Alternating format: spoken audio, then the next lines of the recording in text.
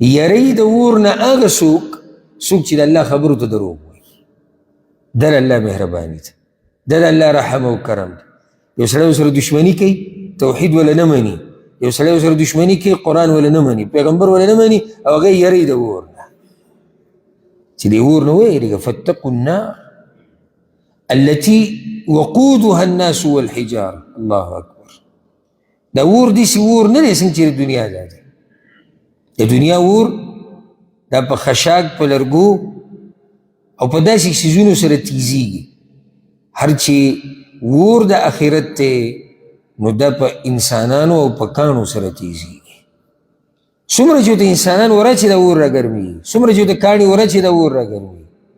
دا اور ګیس ته، لرګو ته، بجلۍ ته، دې ته ضرورت نه لري چې په دې به راتیزیږي دنیا د اور په شان.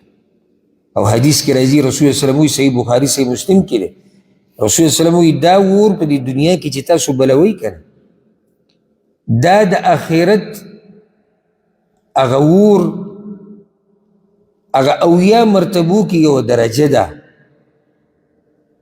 د آخرت اور یو کم 80 مرتبې د دې اور نه زورور دی، یو کم 80 مرتبې. او دې معمولي اور ته موږ ټینګېدی نه شو. هغه ټینګېده پرېږده چې به بدن دې راشي. په دې ژمي کې چې ته ځان ته کله هیټر ولګې که نه، او لرګي بل کې نږدې ورته کېناستی ډېر نه شي. سوچ وکړه چې دغه جهنم ته یو سړی ولیږي چې هغه د هغې هغه اور یو کم 80 درجې د دې اور نه زورور دی. ته به هلته څه حال وي؟ الله یری د کافران د دغه اور نه یرولي موږ هم یو. قرآن کې ګوره زیری دي او یره ده.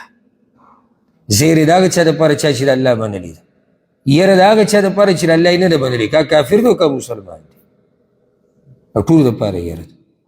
بیا الله مخکې دا خبره ذکر کړې ده